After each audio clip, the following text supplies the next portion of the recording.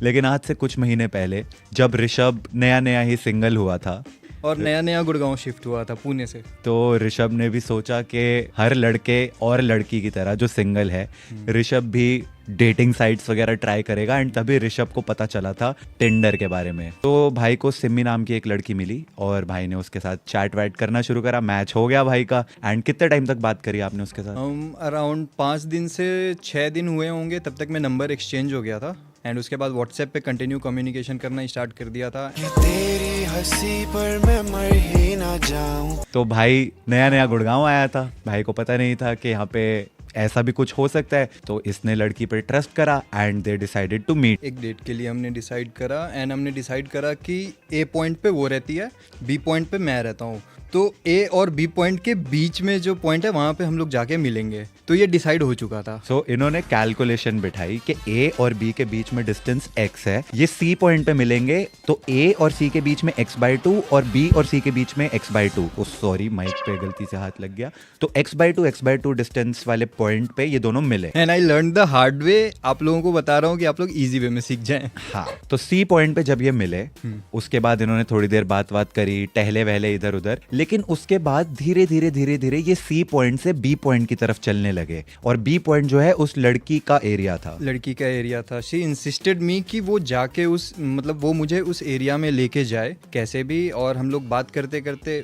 She was good in talk. और आपने realise नहीं करा कि उसने अपनी प्यारी प्यारी बातों में अपने अड्डे में, अपने एरिया में इनको ले गई। एंड वहां पे दे डिसाइडेड कि भूख लग रही है तो चलो, एक पब था, उस पब के अंदर हमारे भाई साहब को मुझे मालूम नहीं था कि वो पब है। उसने मेरा हाथ पकड़ा और फिर वो मेरे को खींचते हुए लेके जा रही है कि हमें भूख लग रहा है, बहुत देर से चल रहे हैं। वो एक बस बड़ा सा दरवाजा था, उसको धक्का दे के खोला। मैंने देखा कि ये तो रेस्टोरेंट जैसा दिख नहीं रहा है, यहाँ पे खाएंगे क्या। अंदर जाते ही दिखा कि वो पब है, डांस चल रहा है, लाइटिंग्स चल रही हैं। अचानक से पूरा माहौल चेंज हो गया। भूख के जगह भूख ही खत्म हो गया वो एरिया देख के कि अचानक से कहाँ आ गए। ठीक है, बट ये तो ये अब बोल रहा है, तब ऐसा नहीं हुआ था। तो इसने सोचा चलो ठीक है, लड़की लेकर आई है, अब पब पहुंच गए हैं, कोई दिक्कत नहीं है, आराम से बैठते हैं। तो वहां पे इन्होंने खाना वाना ऑर्डर करा। फिर उसके बाद लड़की को ड्रिंक्स चाहिए थी। हम बिल्कुल नहीं बोलेंगे कि ऋषभ ने भी ड्रिंक्स ली, क्योंकि सासू माँ ये वीडियो देख रही है। तो ऋषभ ने डेफिनेटली बिल्कुल कोई ड्रिंक नहीं ली और लड़की ने थोड़ी सी ड्रिंक्स वगैरह ली। एंड फिर उसके बाद वहां पे आपने फायर गन भी चलाया। एक नहीं, दो गन्स चलाई। वैसी ये नहीं पता था इसको कि वो फ्री नहीं है। आई थॉट कि सारा कुछ अपने लिमिट में, मैं एक लिमिट सेट करके गया था कि इतने तक में अपना सारा निपटारा हो जाना है खर्च का आज का। बट उसमें वो गन भी चला लिया आपने, फिर ड्रिंक्स भी आ गई, फिर खाना भी आ गया, फिर cuisines, sorry, European cuisines, Lebanese cuisines, Chinese cuisines, बहुत कुछ इन्होंने वहाँ पे ऑर्डर करा।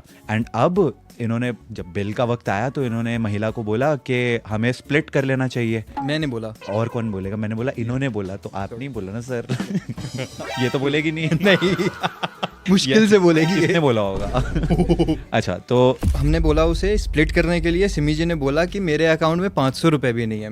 मैंने बोला था कि अराउंड जो भी है 30-40-50% आप कॉन्ट्री कर देना, फिर एवरीथिंग इज गुड। उनने बोला कि ठीक है, मैं थोड़ी देर में आती हूँ। एंड वो वॉशरूम चली गई। वो वॉशरूम, उन्होंने बोला कि मेरे को वॉशरूम यूज करना है अर्जेंटली, तो मैं वॉशरूम से आती हूँ एंड आप वेट करो। वो अपना बैग भी लेके गई थी। वो वॉशरूम अपना बैग भी लेकर चली गई। एंड फिर उनके जाते ही एक कच्चा चिट्ठा मेरे हाथ में थमाया जाता है, लिखा हुआ, मतलब नॉट प्रॉपर बिल, वो कच्चे बिल होते हैं ना, बस एक कागज पे लिख दिया बिल बना के, वैसा सा पर्चा इनके हाथ में पकड़ा दिया गया कि ये रहा आपका बिल 25,000 रुपए का। एंड तब इनको समझ आया, अरे वो जो मैं फायर गन चला रहा था उसके भी पैसे हैं, वो फ्री नहीं थी। वो खाना खा रही थी वो फ्री नहीं था।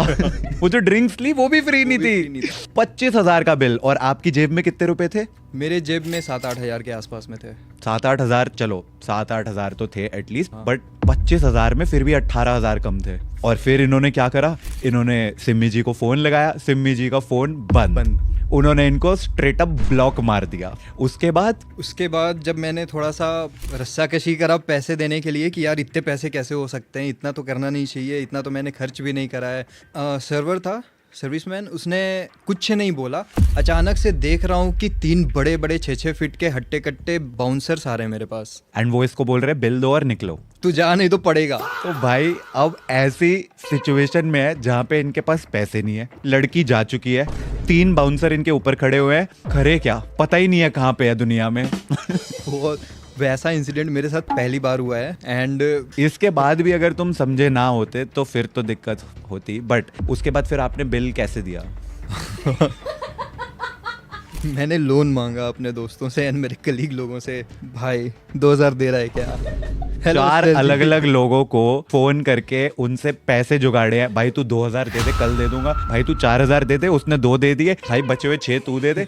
ऐसे करके इसने सबसे 25,000 रुपए इकट्ठे करे हैं, बिल दिया है और वहां से रोते रोते वापस आया है। रोते रोते निकला हूँ और बस ये कि मैं पिट ना जाऊं, मेरे हड्डी हड्डी ना टूटे। और सबसे ज्यादा डर इसको ये लग रहा है कि घर वालों को पता चल गया तो बेइज्जती अलग होगी। मुझे बताया ही नहीं। ये स्टोरी इसने इसको नहीं बताई, मुझे बताई, फिर मेरे तक पहुंच गई तो यहाँ पहुंच ही गई। आज मैं अपने परिवार और खानदान आज वालों से पूरी माफी दुनिया को मांगता बता रहे हूँ। ऐसी गलती ना मैं करूंगा ना आप लोग करना उनके आस। तो इसीलिए पिछले 3 साल से अब भाई सिंगल ही है। अब उसने डिसाइड कर लिया है कि वो सिंगल ही रहेगा। मैं अपने जीजा बहन के साथ मिंगल हूँ, इसमें खुश हूँ।